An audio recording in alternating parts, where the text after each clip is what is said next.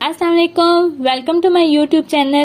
आज हम बहुत ही अहम ऑर्गन पेंक्रियास के बारे में बात करेंगे और उससे रिलेटेड आम बीमारी डायबिटीज मेलिटाइटिस यानी शुगर के बारे में बात करेंगे। इस लेक्चर में हम देखेंगे कि पेंक्रियास क्या होता है, उसके फंक्शंस क्या हैं, उसके डिफरेंट पार्ट कौन से हैं और उसकी लोकेशन क्या है। उसके अलावा हम जानेंगे कि पेंक्रियास कौन से डुअल फंक्शन परफॉर्म करता है और शुगर की बीमारी में पेंक्रियास का क्या रोल है। पेंक्रियास को उर्दू में लबलबा कहते हैं। ये पेट में मौजूद होता है। जो खुराक हम खाते हैं ये उसे फ्यूल की शक्ल में कन्वर्ट करके बॉडी सेल्स को देता है, जिससे हमें तवानाई मिलती है। इसके अलावा ये हमारे खून में शुगर के लेवल को भी मतवाजन रखता है। इसकी अगर लोकेशन की बात की जाए तो ये हमारे मैदे के पीछे और हमारी रीढ़ की हड्डी के आगे वाक़ होता है। जहां पेंक्रियास का हेड होता है वहां स्मॉल इंटेस्टाइन का पहला हिस्सा ड्यूडिनम होता है। पेंक्रियास अपना पेंक्रियाटिक जूस पेंक्रियाटिक डक्ट के जरिए से ड्यूडिनम में भेजता है। इसके अगर पार्ट्स की बात की जाए तो इसके 4 हिस्से होते हैं। सबसे बड़ा हिस्सा हेड होता है जो कि ड्यूडिनम के साथ होता है। दूसरा हिस्सा नेक जो कि हेड और बॉडी के दरमियान होता है। इसका तीसरा हिस्सा है बॉडी जो कि नेक और टेल के दरमियान होता है, जबकि चौथा हिस्सा पेंक्रियास की टेल है जो कि पतला सिरा होता है और पेट के बाएं जानिब तिली के पास वाक़ होता है। पेंक्रियास डुअल फंक्शन परफॉर्म करता है, इसलिए इसे हेटेरोक्राइन कहते हैं। इसके 2 पार्ट हैं, एक एक्सोक्राइन पार्ट और एक एंडोक्राइन। इसका एक्सोक्राइन पार्ट पेंक्रियाटिक जूस बनाता है जिसमें मुख्तलिफ किस्म के एंजाइम होते हैं, जैसा कि ट्रिप्सन, काइमोट्रिप्सन, एमाइलेज या लाइपेज वगैरह, जो कि खुराक के डाइजेशन में काम आते हैं। इसके एक्सोक्राइन पार्ट को हम डाइजेशन वाले लेक्चर में डिटेल से पढ़ेंगे। अभी इसके एंडोक्राइन पार्ट को हम देखते हैं। इसका एंडोक्राइन पार्ट हार्मोन रिलीज करता है। पेंक्रियास के अगर एंडोक्राइन पार्ट को देखा जाए तो उसमें पैचेस ऑफ सेल्स होते हैं जिन्हें हम आइलेट ऑफ लैंगरहैंस कहते हैं। इसमें मुख्तलिफ किस्म के सेल्स होते हैं, मगर हम इसमें सिर्फ 2 सेल्स के बारे में पढ़ेंगे जो कि डायबिटीज से रिलेटेड हैं। एक है अल्फा और दूसरा बीटा सेल। पेंक्रियास के alpha cell glucagon hormone release करते हैं जो कि ग्लाइकोजन को ग्लूकोज में कन्वर्ट कर देता है ताकि जिस्म में ग्लूकोज का लेवल बरकरार रहे और तवानाई मिलती रहे। इसके अलावा ग्लूकागोन हार्मोन ग्लाइकोनियोजेनेसिस भी करता है, यानी नॉन कार्बोहाइड्रेटेड एलिमेंट को ग्लूकोज में कन्वर्ट कर देता है। जब जिस्म में ग्लूकोज का लेवल कम होता है तो उसे हम हाइपोग्लाइसीमिया कहते हैं। हाइपो का मतलब है कम, ग्लाइस का मतलब ग्लूकोज और ईमिया का मतलब ब्लड, यानी खून में ग्लूकोज का लेवल कम हो जाना।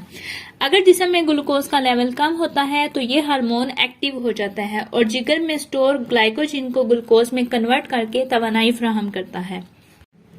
नेक्स्ट स्लाइड में हमारे पास एक्सोक्राइन सेल्स हैं जिन्हें एकिनार सेल्स भी कहते हैं, जो कि अपनी सिक्रीशन डायरेक्ट डक्ट के जरिए ड्यूडेनम में डालते हैं। दरमियान में अल्फा सेल्स हैं जो कि ग्लूकागोन रिलीज करते हैं। इसके अलावा बीटा सेल्स जो कि इंसुलिन सिक्रीट करते हैं। इसके अलावा यहाँ डेल्टा सेल्स भी हैं जिनको एफ सेल्स भी कहते हैं। ये सोमैटोस्टेटिन रिलीज करते हैं। अब देखते हैं बीटा सेल्स को। बीटा सेल्स बहुत ही अहम हार्मोन को रिलीज करता है जिसका नाम तकरीबन सभी ने सुना हुआ है। ये इंसुलिन रिलीज करते हैं। जब खून में ग्लूकोज का लेवल बढ़ जाता है तो इंसुलिन रिलीज होती है। इंसुलिन ब्लड शुगर लेवल को कम कर देती है।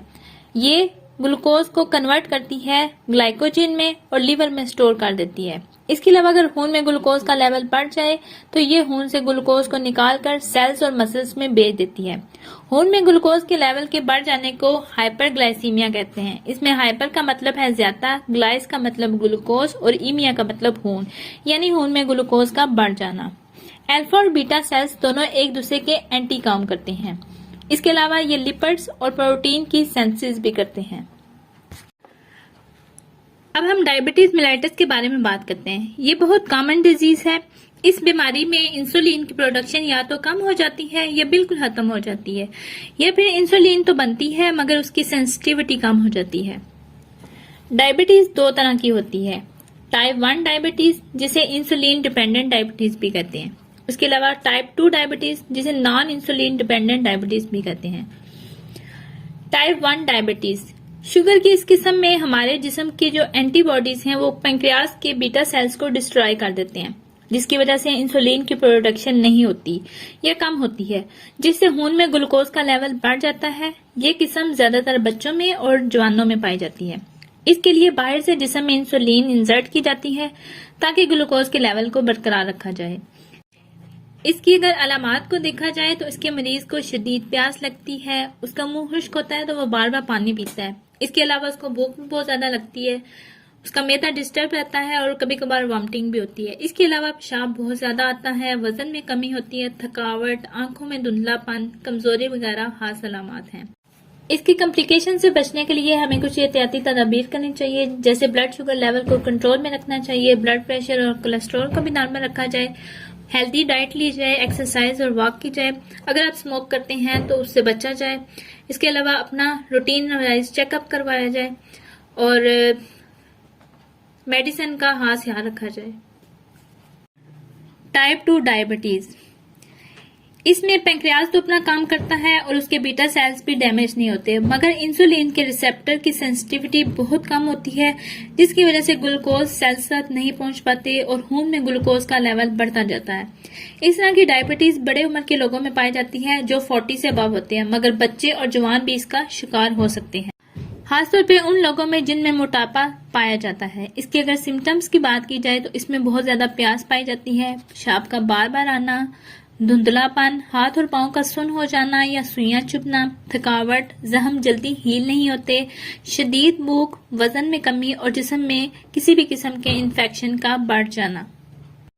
इसकी कॉम्प्लिकेशन से बचने के लिए कुछ एहतियाती तदाबीर करनी चाहिए, जिसमें अपनी मेडिसिन या इंसुलिन को टाइम पर लेना चाहिए, ब्लड शुगर लेवल को नॉर्मल रखना चाहिए, हेल्दी डाइट लेनी चाहिए और टाइम पे लेनी चाहिए। इसके अलावा डॉक्टर को रेगुलर चेकअप करवाना चाहिए ताकि अलामात को नोट किया जा सके और मजीद कॉम्प्लिकेशन से बचा जा सके। उम्मीद करती हूँ आपको वीडियो की समझ आ गई होगी। कमेंट्स में जरूर बताइएगा। Thanks for watching. Allah Hafiz.